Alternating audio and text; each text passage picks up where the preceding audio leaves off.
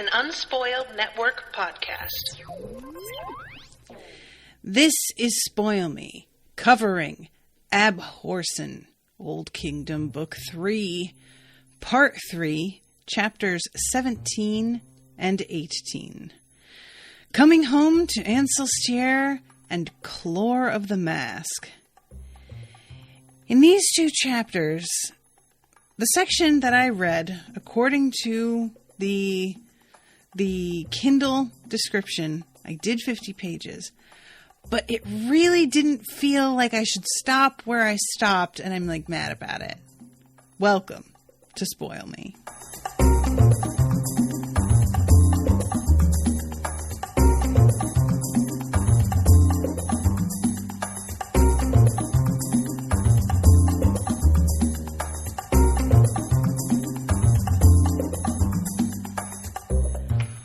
Welcome to the show, everybody. I am Natasha. Thank you very much to Abby for commissioning this episode. Abby's here in the chat. Hi, Abby. So this section, it was just under 50 pages. I think it was something like 46 pages or something. And I just feel like it was a bad stopping place and I didn't like it. I'm just saying. There's still so much more to go, though. I had this, is this book, Abby? Because, obviously, as a Kindle book, it's hard to tell. Is this book significantly longer than the other Abhorsen books have been? Because it feels like around this time is when shit really starts going down in the other books. And so I have it in my head somehow that, we're going to be getting to the big, set piece finale. And then we're not. And I keep being, slightly glad that we're not. Because I want more before we have the big confrontation, because I actually really like the characters, and that's sort of what I'm here for, more than the big bad showdown. Do you know what I mean? So she says this one is slightly shorter than Lyriel, but longer than Sabriel. But really Lyriel and this one are one whole story, so a lot of Lyriel was set up. Maybe that's part of what's influencing me feeling like we should be getting to the big battle by now. Because of it being Lyriel was so much setup. But like I said, I like that it's taking a while. I am used to things being kind of a long view and a big picture. So for me, this really works. Okay. Chapter 17, Coming Home to Ancelstierre. This starts off with some other dudes whom we don't know, who are about to be set upon by a bunch of dead. And this is a really interesting, because oftentimes when you see this sort of setup, it's at the very beginning of a book, or it's going to be, they will be shortly joined, like they were in a previous episode, by characters that we know. And that's not exactly what happens here. These are standalone people, and they're just dealing with a situation that we know of, but no people that we know are involved here. So Yaman Prindle is out here saying, "Winds veering northeast, sir." "Very good, Prindle," replied Lieutenant Drew. "Order the switch to oil and sound general quarters. I'm going up to the light." So then we find out Drew is just kind of trying Drew has imposter syndrome, is kind of what this is. He is meant to be in charge. He is meant to be the guy that gives the orders and has the uniform that says that he's important, but he doesn't really feel like he belongs here and like he is impressing anybody. And there is certainly evidence to point to that nobody really does take him seriously. This is the kind of thing that it could sort of be. You could be generous and be like, oh, well, he feels this way, because all of us often have these kinds of fears, but it's unfounded. People really do respect him. And with him, it feels much more like he just has the self-awareness to know that people don't take him seriously, So yeah, Drew says, they're coming and getting him, and there's a sense of urgency about it. And his voice immediately starts shaking. And he tries to keep his calm, but it says, Drew abandoned his calm, drilled into him with so much care at the Naval College he'd left only 18 months before. So, a couple things. He's kind of fresh out of the school. He is not like, even though it's been drilled into him, this isn't second nature. This is something that he really has to work for, and he keeps trying to recollect himself and then sort of losing it again. Drew was relieved to see his most experienced petty officer was already there. Coxswain Burrell was outside on the walkway, big observer's binoculars pressed to his eyes. Drew went out to join him, bracing himself for the cold breeze, but when he went out, the wind was warm, another sign that it came from the north. And we find out here that Drew doesn't know a lot about the way things work across the wall, and it's Burrell who has been informing him about how this all goes, which we'll see later, because Burrell just knows better what they're up against here, and Drew isn't willing to, hear it. It's really, I'm not mad about this, in terms of in the conceit that people below the wall don't believe it. It's just hard for me to understand. But I just keep running up against, how are you guys this fucking dense? So there was another darker fog rolling down from the north towards the wall. It was strangely lit by flashes of lightning and stretched to the east as far as Drew could see. And he gets given and again, little details here. He gets given the binoculars. It says, Drew twiddled with the focus knob, clanged the binoculars against the rim of his helmet, and wished he could be more impressive in front of Burrell. Bless him. He's just, he's trying his best. Honestly, is there any more heartbreaking thing to see than somebody who's just trying their best? And it's just not great. That's just the worst.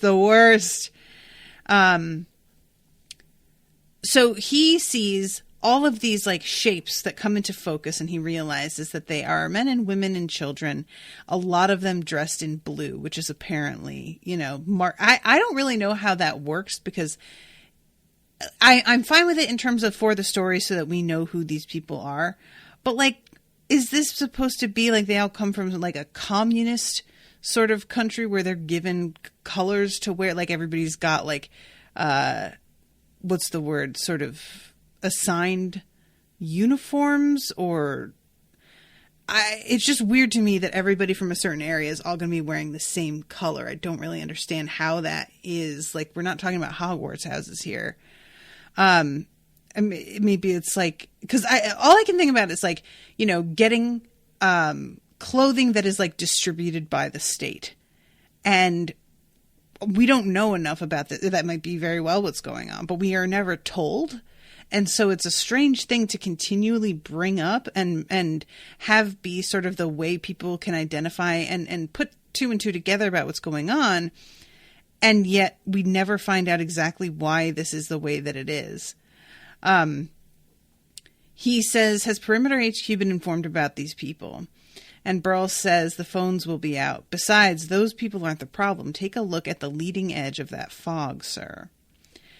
And he zeroes in on it, and then it says there were things in the forefront of the fog, things that might have once been people, but now were not. He'd heard stories of such creatures when he was first posted to shore duty in the north, but he hadn't really believed them. And Burrell says those Sutherlings won't stand a chance. I grew up in the north. I seen what happened 20 years ago at Bain. And Drew tells him to shut up and orders one of the guys to send off the red rockets, which is supposed to be the highest level alert, basically. Huge panic. We're in serious trouble. And he says, I want every man but Carrick assembled outside in 5 minutes. And rifles are what he knows to go to, but of course they're not going to do anything. And Burrell is trying to tell him that. And he says those Sutherlings wouldn't have got across the perimeter unless the garrison was already dead. There was a whole army company down there.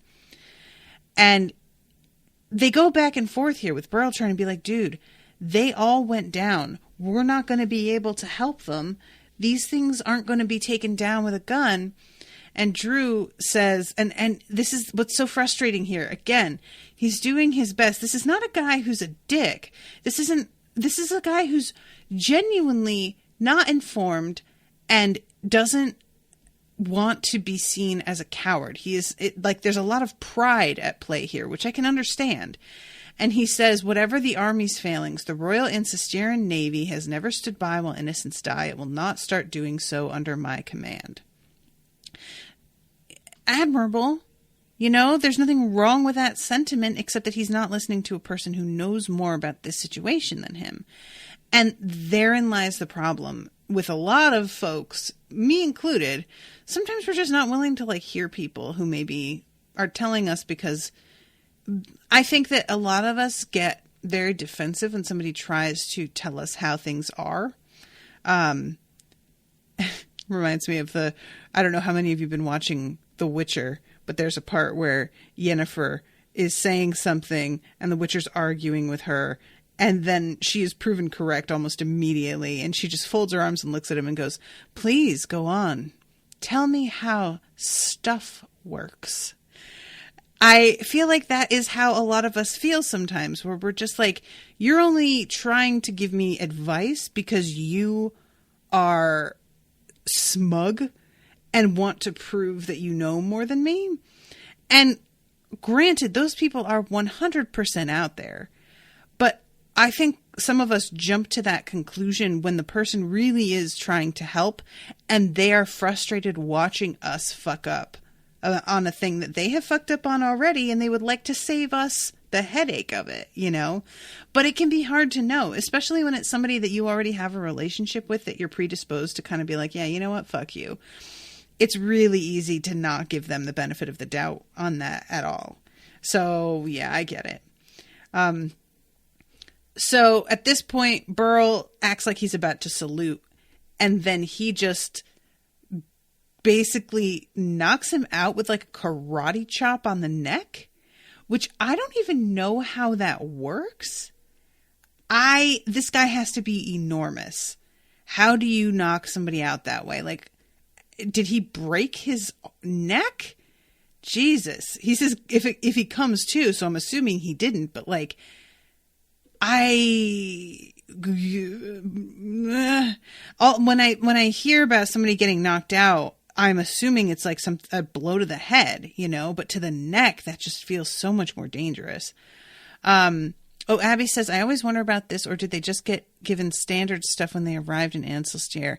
That's an idea, Abby. I hadn't thought about there being a sort of commission set up to give them. That's interesting.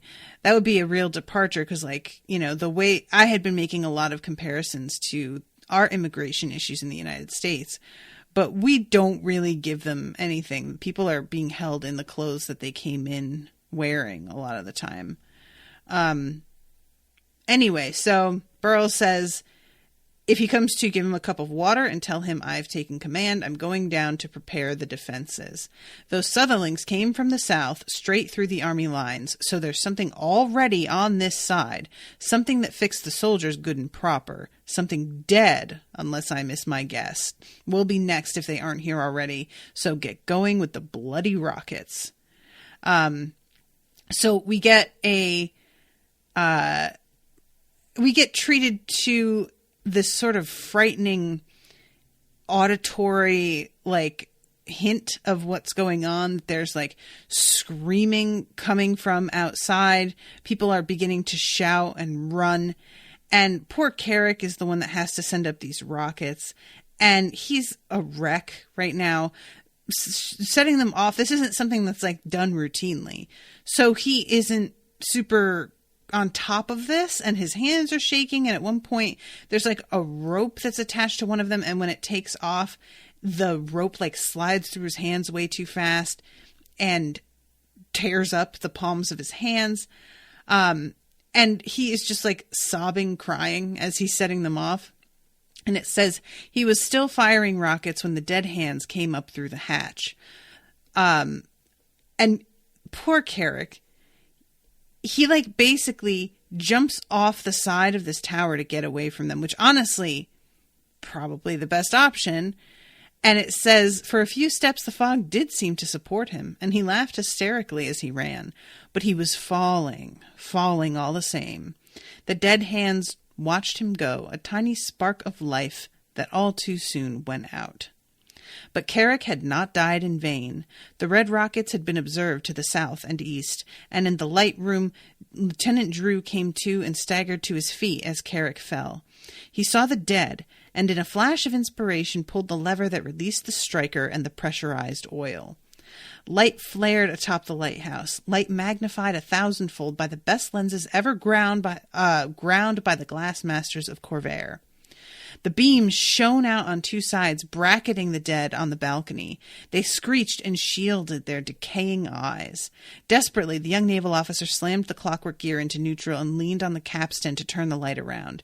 It had been designed for this, in case of total mechanical failure, but not to be pushed by one man.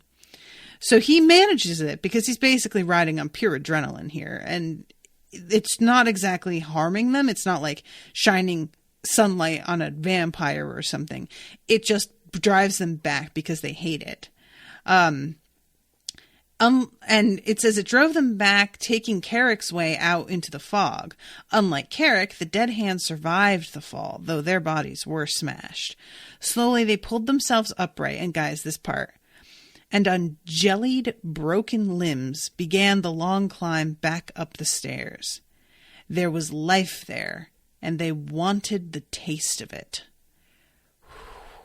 Y'all, that freaked me out. I do not care for that. There was life there, and they wanted the taste of it. Like, I just keep thinking about, like, what if you had not eaten, let's just say not even for days. Let's put it into context that we all know. What if you woke up really late for work, ran out the door, didn't get breakfast, your lunch break you were supposed to get to eat, but XYZ happened and you didn't get your break, and you end an 8-hour shift and all you had was like a bag of chips from out of the vending machine. And you walk outside and there is a food truck outside your office door and it smells like grilled steak. You know that smell of fucking red meat on fucking live coals? It is just, there's nothing like it. And you walk outside and you just want to cry because it smells so good. That's what I thought of here, was that you get knocked down the stairs or you get pushed back, but the smell, it doesn't matter. Like, you're just so focused and you turn around and come right back. The idea of life being a flavor that they can like experience in that way sort of drove home for me the draw of it more than the other ways that it has been phrased before. So guys, here we get to Nick. I was not ready for Nick to be just taken up again by Hedge. I didn't expect it. I don't even remember exactly how we left it because it's been just under a month, I think, since the last episode.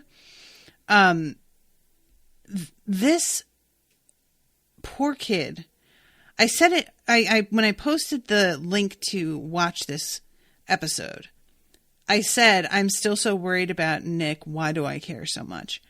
And I've talked about this on other episodes, just that there is an investment I have in Nick that feels stronger than Lyriel or Sameth. It's not that I don't like Lyriel or Sameth at all. That's not it. It's more like they are main characters and them being in danger feels fair and right. Not in so much as like it's totally just that they are put in this position, but that as readers, we kind of sign a contract going into an adventure story where we know that the people who are the main characters are likely going to be the ones upon whom responsibility rests to put things to rights. And when Nick gets pulled into this, it is so accidental that he feels like us, the reader. He feels like somebody that we could easily be. Because most of us probably don't relate a ton to the main protagonist in a lot of stories. They feel like people who have a higher purpose, a destiny, a history that we don't necessarily feel we have.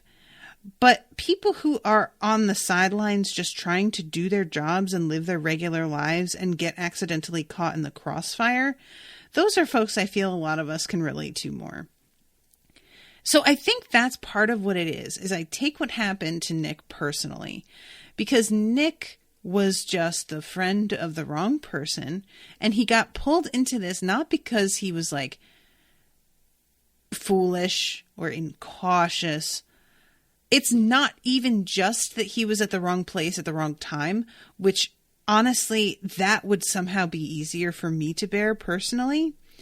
He was specifically in a position to get gripped up by Hedge because he was good at what he was trying to do.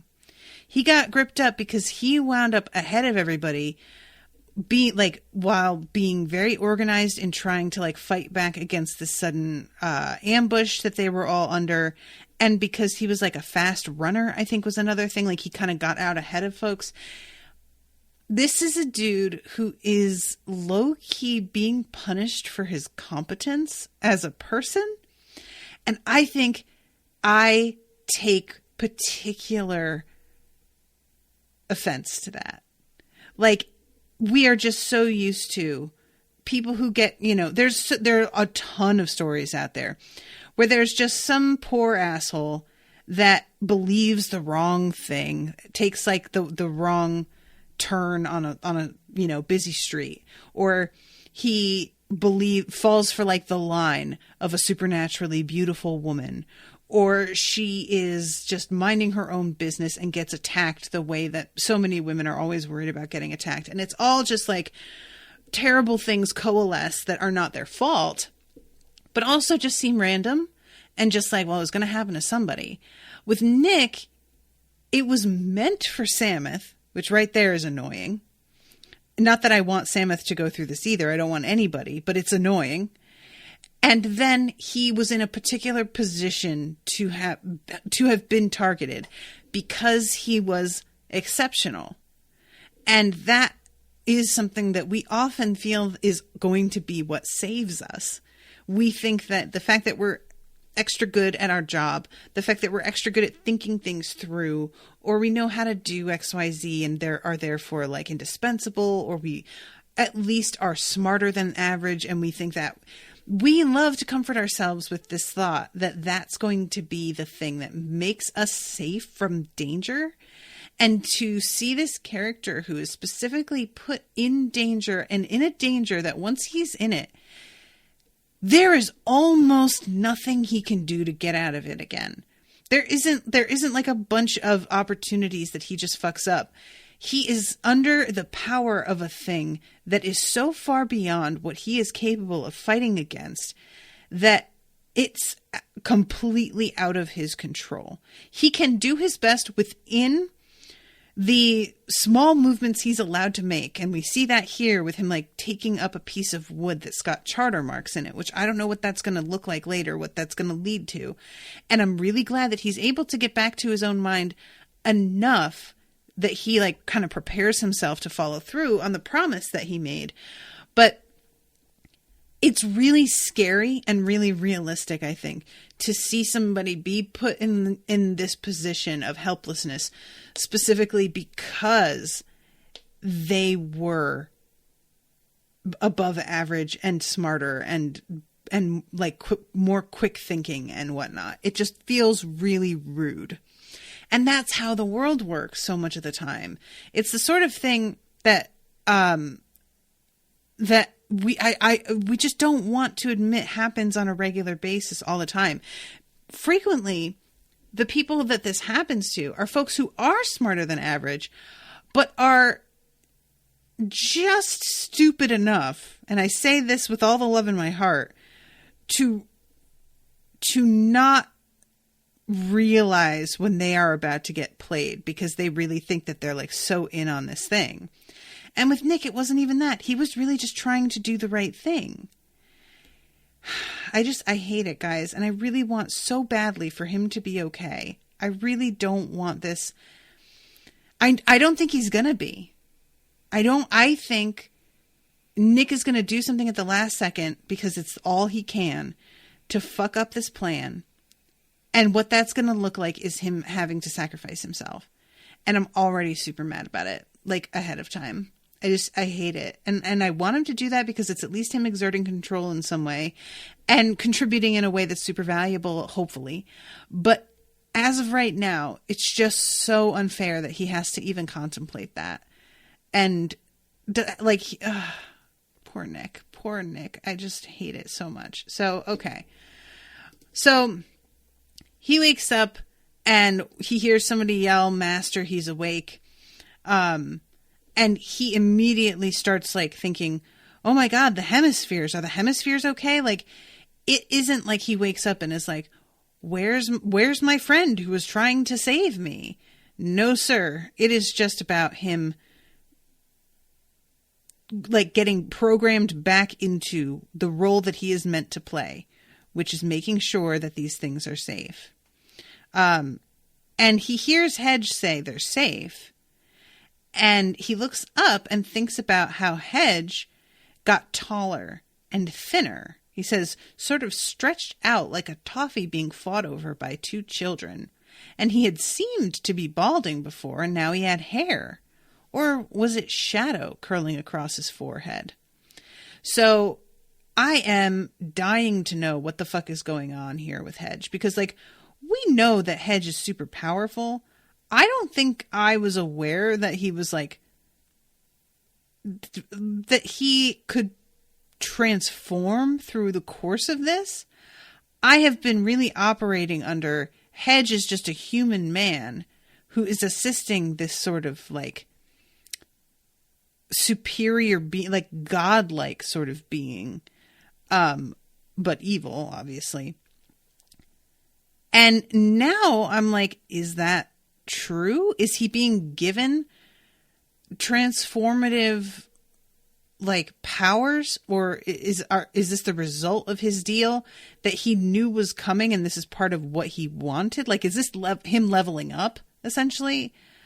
So Nick starts to hear this shouting and he thinks that like it at first reminds him of people watching a cricket game. And then all of a sudden he can hear the screaming and he's just like, oh shit, this is not good news. And he keeps seeing like Hedge. This is so cool. Hedge's hand is black and burnt looking, and there were red flames where the fingernails should be. Hallucinations, Nick thought desperately. Hallucinations. Don't like this at all. And I really feel so bad for him for continually having to tell himself he's not really seeing what he's seeing, because that'll just fuck your head right up. We must cross quickly, said Hedge, instructing the stretcher bearers. The dead can keep the passage for only a few more minutes. As soon as the hemispheres are through, we will run. Yes, sir, chorused the stretcher bearers. Nick wondered what Hedge was talking about. They were passing between two lines of his strange, afflicted laborers now. Nick tried not to look at them, at the decaying flesh held together by torn blue rags. Fortunately, he couldn't see their ravaged faces. They were all facing away like some sort of back-to-front honor guard, and they had linked their arms. And at this point, he hears the hemispheres are across the wall. And the words make the stretcher bearers sprint. And poor Nick is just like being flung around on the stretcher, like holding on for dear life. Meanwhile, the voice itself has like had an effect on him that I believe is probably the result of free magic, because that is something that is like, you know, Lyriel has talked about it making her feel nauseous before. They were running into a tunnel through the wall that separated the old kingdom and Ancelstierre, a low arched tunnel cut through the stone. It was packed with the night crew from beginning to end. Every man and woman was glowing with golden light, but as Nick got closer, he saw that the glow was from thousands of tiny golden flames, which were spreading and joining, and the people farther inside the wall were actually on fire. There was fire everywhere, strange golden fire that burnt without smoke. Though the night crew were being consumed by it, they did not attempt to flee or cry out or do anything to stop it. Even worse than that, Nick realized that as individuals were consumed by the fire, others would step into their places. Hundreds and hundreds of blue-clad men and women were pouring in from the far side to maintain the lines. So I am not sure, but I'm assuming that these like golden flames are the charter magic, like pulling apart these constructs, and that they just need to have enough of them to maintain them. So they're stepping in and taking their place as they're torn apart, because even if you can pull them apart with magic as fast as you want, if there's enough of them, you can keep this going still for quite a while, right? So Abby says yes. Okay, cool. That's what I just want to make sure that I know what's going on here. Hedge was struggling ahead. It was more a hedge-shaped thing of darkness, limbed with red fire that fought against the gold. I hope I'm saying limbed right. It's spelled Limned, and it's one of those words that I have read on audiobooks, and I have heard it pronounced two different ways. So I never really got my answer. You know what? I'm going to go to Google right now, and let's see how I pronounce it, because Google sometimes is not exactly reliable in this regard either, but it will at least give me something that I can be like, well, I looked it up. Limbed pronunciation. I love that that's like the first result. Everybody's just like, yeah, how do you fucking say that? All right, we have a YouTube video. How to pronounce limbed. Limbed. I did it right. Ah, yay. I'm so glad. All right, so I got off track there, sorry. Limbed with red fire that fought against the gold. Every step he took was clearly an effort, and the gold flames seemed almost a physical force that was trying to prevent his crossing through the tunnel in the wall. Suddenly, a whole group of the night crew ahead blazed like candles, collapsing into a final pool of wax and disappeared completely. Before the new people on either side could relink arms or new night crew rush in, the golden fire took advantage of the gap and roared out all the way across the tunnel. The stretcher bearers saw it, and they swore and screamed, but they kept on running. They hit the fire like swimmers running from the shore into surf, diving through it. But though the stretcher and its bearers made it through, Nick was plucked off the stretcher by the fire, wrapped in flame, and tumbled down onto the stone floor of the tunnel. So what this is, I believe, is the guardian magic from the charter, basically being like, what the fuck is up in your chest, my friend? No, you are not coming through. Absolutely fucking not. Because it says that there's like a piercing cold pain in his heart. And, you know, that's got to be that sliver of whatever it is in him. Everything that had happened recently rushed back into his head. So he's able to suddenly think clearly. He like kind of comes back to himself. They tried to attack what was in him to force the shard from his body, but it was a power beyond the magic of the wall, and that power chose to reassert itself even as Nick tried to embrace the charter fire, grabbing at flames and even attempting to swallow flickers of golden light. Which, that is just so pitiful, guys. I just, like, can you imagine this poor kid literally trying to swallow this magic that suddenly makes him feel like himself again? This is like... It's almost an interesting like allegory for like depression, you know, and he's like somebody else, and there are occasionally these like washes of warmth and happiness, and you fucking try to hold on to them and to make them work, make them like really stay and like internalize them, but that's just not how that works. So it goes away. And it's just like, oh, it's horrifying. I hate it. And he basically gets locked within his body. All of his muscles react. He goes rigid, and he can like think, but doesn't have any power to actually move. And gradually, even his ability to think clearly goes away again. It comes back intermittently, but as of right now, yeah, no good. Ahead of him, Hedge burst out of the tunnel and turned back to gesture at Nick. He felt the gesture like a physical grasp, dragging him forward even faster. The golden fire reached out to him everywhere it could, but there were too many night crew, too many burning bodies. The fire could not reach Nicholas, and finally he staggered out of the tunnel away from the golden flames. I hate it. I just want him to be like, I want him to be okay, and I picture this as just him being coated in something filthy, and he's like almost getting to be like washed clean, and just not, it's not, the water can't reach him, you know? The white mass was like the curtain of a horror show. He's talking about the fog now, briefly drawing back to show piles of corpses, bodies everywhere, bodies hanging on the wire and piled on the ground. They were all blue-capped and blue-scarved, and Nick finally recognized that they were slain Sutherling refugees, and that in some horrible way, that was who Hedge's night crew had also been. He's fucking finally starting to get it. But, you know, probably too late at this point, more than likely. And also I just like the analogy of poor refugees desperate for safety and someone to look after them being used as pawns. Literally, their bodies, who they are matters not at all. It's just, we just need their physical bodies to treat as a puppet. Feels a little bit too real, y'all.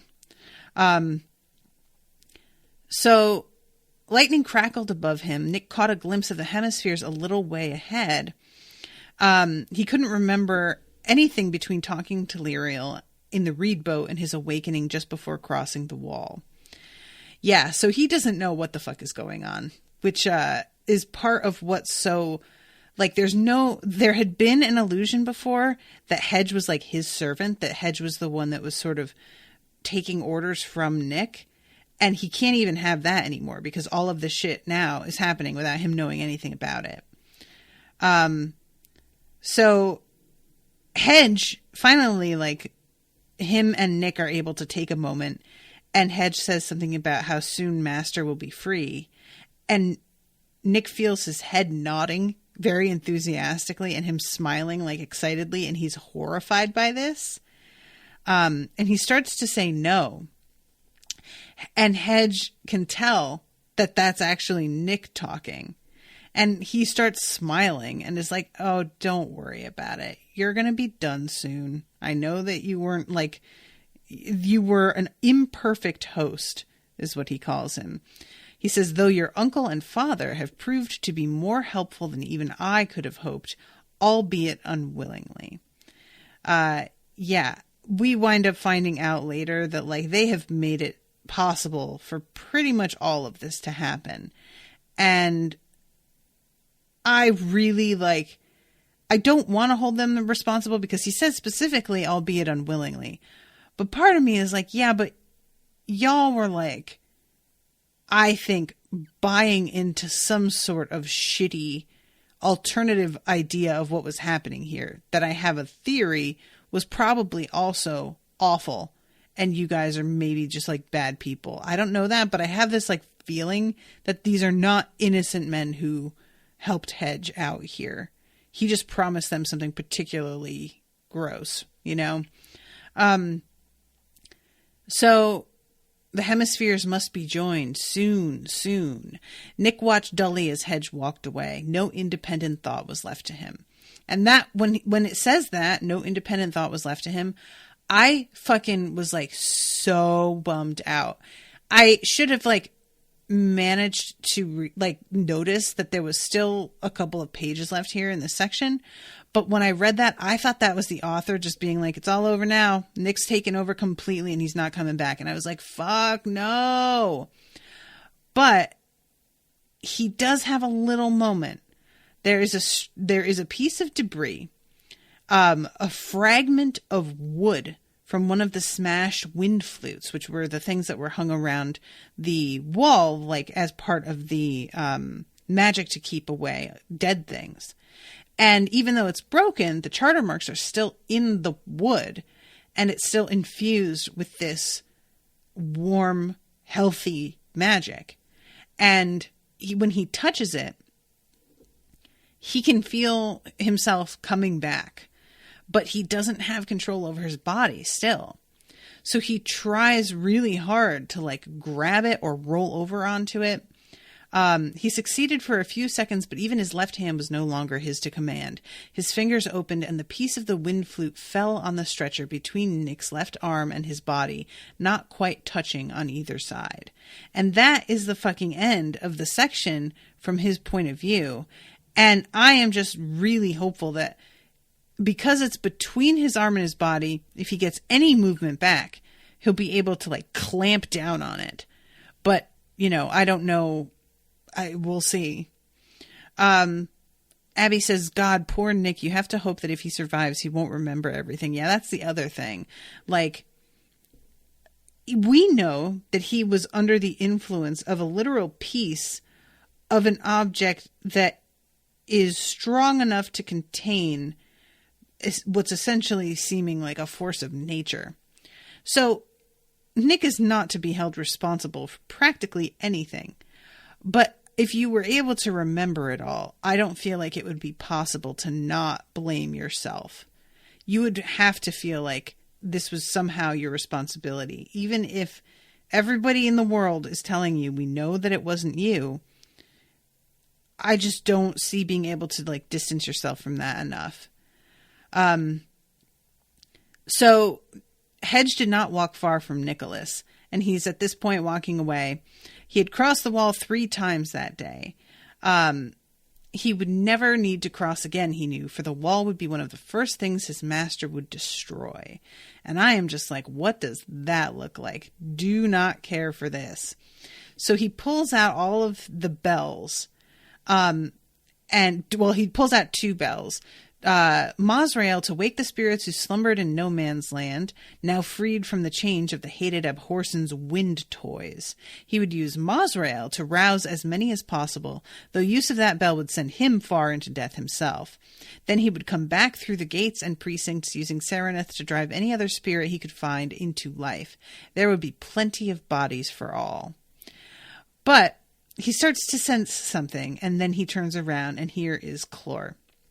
And he has this vibe to him that Clore is basically, he thinks Clore has an attitude problem, which is really, really funny to me. She was brought was supposed to be just part of she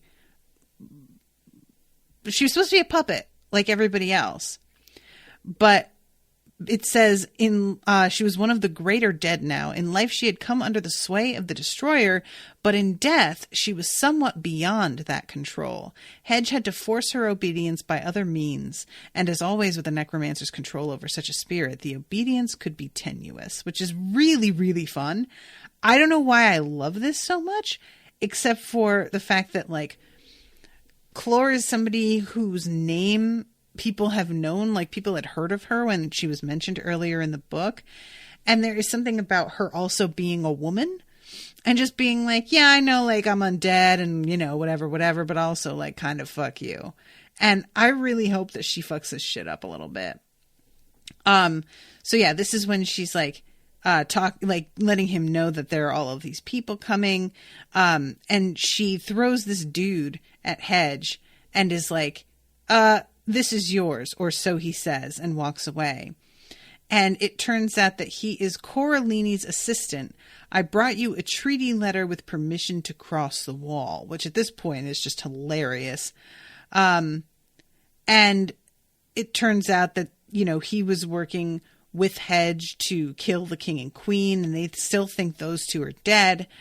And he says something about how there's like, I've also come for the fourth payment as agreed.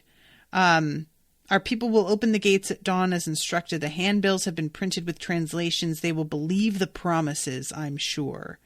So this is what I mean about like Hedge working with people who maybe they don't know that he's planning to take down the entire world, but they are willing to lie to folks that are, I am guessing, marginalized or disadvantaged in some way.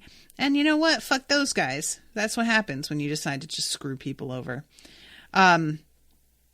So Hedge kills the guy. It cuts his head off. And I love Clore being like, wow, way to go.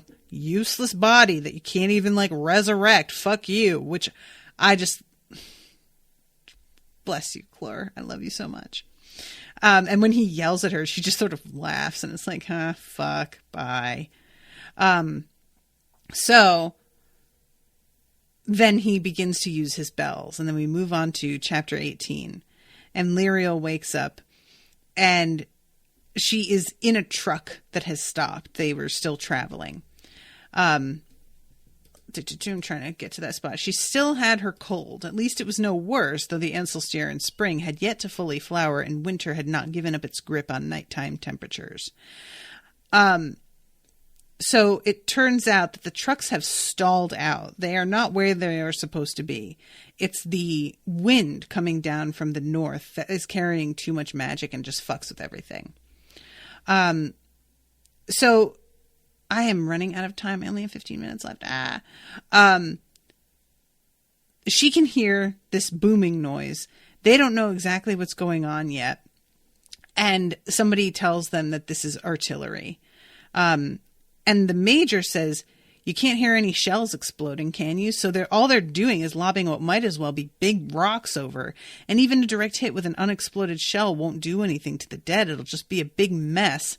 And I just really enjoy him. Again, the fact that he is like, you have this worry when you first meet him that he's going to be kind of useless. But then he's like up and ready to do what he needs to do. And it's almost like, finally, something's happening. So let's see. Cavalry, ma'am, we don't know whose. Lyriel rejoined Sam and drew her sword. They stared down the road, listening to the beat of hooves on the metalled road.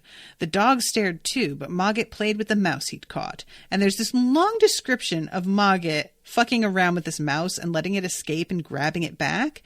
And I don't know if this is meaningful in some way, but I kind of can't help but wonder if Mogget's not like, if this isn't like an analogy for just how he is altogether, and maybe he is like the bad guy who is pretending to be the good guy again with them, but is actually going to turn on them at the last second, or what? But the disreputable dog, they can sense like that these people are very afraid, but they are not undead. They are not constructs made out of like free magic or anything. And this guy comes and reports and tells them what we already know about how badly everything has gone. Major Green at one point has to like step forward and shake the guy because he's getting so worked up that he's like kind of losing track of what he's saying. And I rather liked that because Lyriel wants to stop the major. She like steps forward as if to be like, hey, go easy on him. But sometimes when it's this kind of emergency, you just gotta be harsh and push people a little bit. And like, you will have time to have your nervous breakdown later. Right now, we need to fucking stay focused and work. Cry later. So, he calls because he doesn't know the word hemispheres, he calls them half oranges, which I rather liked. And they're all realizing that this shit is already across the wall. Like, this is getting out of hand really, really fast. Let's see. Take your platoon to push. We'll hold out here as long as we can. Clore leads them, said Lyriel to Sam and the dog. What should we do?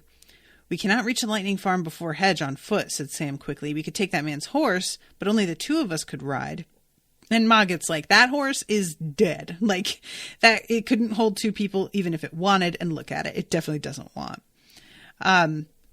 So she's looking around and seeing that there are like dark shapes coming at them and that the dead is already here. And Clore is also already here. And everybody starts to be like, oh shit, because they were not ready for this. They didn't think this was going to happen so quick. And Green says, I don't understand. The wind's westerly and the guns usually work long after the engines stop.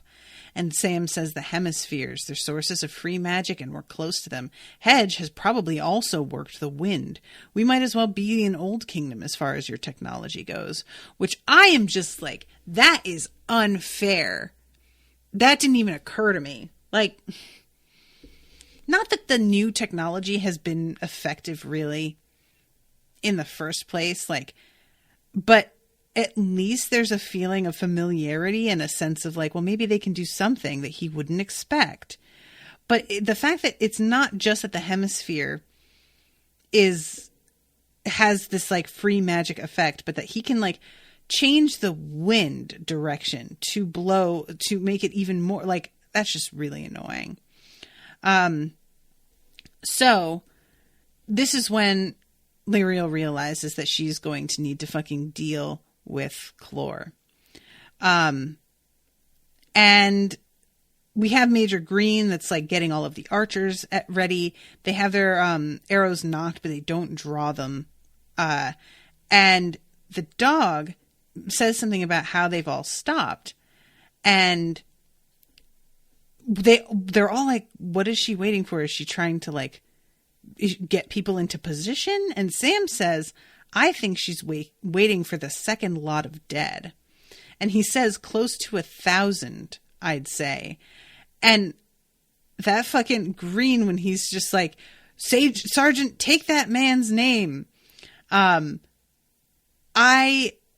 love, nobody's writing that down. Nobody's like, nobody's listening. They're all too busy being like, did you just say 1,000? Did you just say 1,000 dead? Is that really what's happening? Are we really? Oh my God. So Lyriel says, I'll take the fight to Clore. If I can defeat her, the hands may wander off or go back to Hedge. They'll fight badly anyway. And the dog says, you're not going without me. And she steps forward and does this weird bark. It says it made everyone's hair stand on end, and the bell in Lyriel's hand chimed quietly before she could still it. Both sounds made the soldiers even jumpier. And she crunches up the road. The dead did not move towards Lyriel as she marched on, but as she got closer, she saw they were spreading out, moving into the fields to present a broader front. Clore waited on the road, a tall shape, darker than the night save for her burning eyes. And I like at one point it's mentioned that her eyes are like in the wrong place on her head. So it's not just like she's got like eyes, but that have turned to fire. She looks wrong, you know, like it's not even like a proper human face proportions, which I think is kind of like unnerving. And I like that detail. So she flips the bell and tells Clore to return to death. And Clore fights back and is trying to like take a step forward, but is forced backward. Clore hissed and took another step backwards. Then a new sound joined the bell. A peremptory bark, impossibly sustained, stretching on and on and on. Clore raised her sword as if to parry the sounds, but took 2 more steps back. Sam's arm circled in an overarm bowling motion, and golden fire exploded on and around Clore as he splashed onto the hands, who screamed and writhed as it ate into their dead flesh. And then, here comes Mogget, right up to Clore, going, "Get out of here, you fuck! You stupid dumb bitch! Run away, you little pussy-ass motherfucker!" Like, Mogget is just fucking here to just be the hype man and not do anything like really useful. Just be like, I'm annoying. Aha, you suck. We're winning. You're stupid. And I'm just like, Mogget, what are you doing? Like, there's something so wonderful about this. I just can't. And And Clore is trying to like swing her sword at the cat. Like, girl, ignore the cat. But no, she gets all wrapped up in it and is just like, this fucking thing. Which, I mean, as somebody whose cat runs around her feet and almost kills her daily, I understand.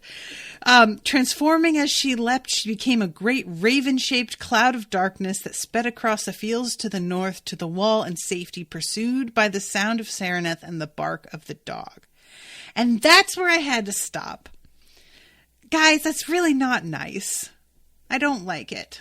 That's not a good place to stop. I thought, oh, the chapter ends right here. We're going to see Clore be defeated and sent back into death. But no, Clore just goes. She doesn't get sent back into death. She just turns into something and escapes. What the fuck? I didn't sign up for that. She's supposed to be defeated. We're supposed to at least get one of them by now. Nope. No, sir. Clore is in it. She's a greater dead, kids. We don't just ring a bell and send her on her way. That's not how that goes, apparently. Don't like that. And I really enjoy, like, I want to know, because the description of what Sam does, you know what? Maybe I missed it. Hold on. All right. Sam says, he stepped forward as well, his sword bright with charter marks, his cupped left hand glowing with a prepared spell. Okay, yeah. So it just says prepared spell, but it doesn't say what that spell is. So I'm really, really curious what it is that he chucked at her. Because it's treated almost like he splashed sunlight or something. And it obviously affected the dead around her, the hands. And they had like a really intense reaction, but it doesn't disable her entirely. Preemptory bark, impossibly sustained. Clore splashed on the hands who screamed and writhed as it ate into their dead flesh. Yeah, so it eats into the hands and dissolves them, apparently. But that's not what it does to Clore. And I'm just deeply curious about what the effects of this are. Like, when she transforms, does that stick? Is it like napalm, magical napalm, that like, even when she turns into this raven and flies away, it continues to like do its thing? Does transforming sort of wipe it clean? When she like goes somewhere else and turns back into herself, even if it doesn't work while she's a raven, if she turns back into her form right now, will it then begin again with fucking with her? These are my questions, guys. I don't know. I'm just really like, I really, really like this. Just saying. I am into the overall, like, from several directions attack on Clore. We've got a bell. We've got a dog bark. We've got a chucked spell. And then we have Mogget, who's just here to be a toddler and really irritating. Really, not even a toddler. He's like an 11-year-old or a 10-year-old, just fucking insufferable. Run away, Clore no face, laughed Mogget. The Abhorsen comes to send you beyond the 9th gate. What? Okay. So that's the end of that section. I was so worried that I wasn't going to be able to finish it in time, but now I have like a minute left. So Abby, use this minute. What do you have any questions or anything that you want to ask me? I'm so worried about Nick, y'all. I know I've been saying that, but like genuinely, I don't like this at all. I kind of thought that Major Green was going to chime in on that attack as well, because we have practically everybody, who, you know, we have everybody that's there that's important attacking at the same time. But I'm fine with it just being all of the people that we know. And I really do love the fact that I am imagining this author sitting down and being like, okay, the attack on Clore, we're going to have everybody do what they can according to their abilities. So we're going to have the person who thinks she's the Abhorsen now using her bells. We're going to have Sam with his magic, which is pretty effective. We're going to have the dog whose like apparent sort of mission is to stop this from happening. And then we're going to have Mogget be an asshole. Those are the strengths of Mogget, is just to be a dick. Yeah, that all tracks. Abby says no, had not prepared questions. Okay, no problem. No worries. I just thought if you had anything on your mind that I might as well. Because sometimes people ask questions like right after I'm like, okay, thanks guys, bye. Somebody's question will pop up and I'm like, oh man, I would have answered that, but I just didn't have time and it just popped up now. So, all right, I'm going to wrap this up, guys. Thank you all so much for listening. Thank you very much to Abby for commissioning this. I'm really, really enjoying this book. This one's a lot of fun. And I will be seeing you all again soon with a new episode. Until then, toodaloo, motherfuckers.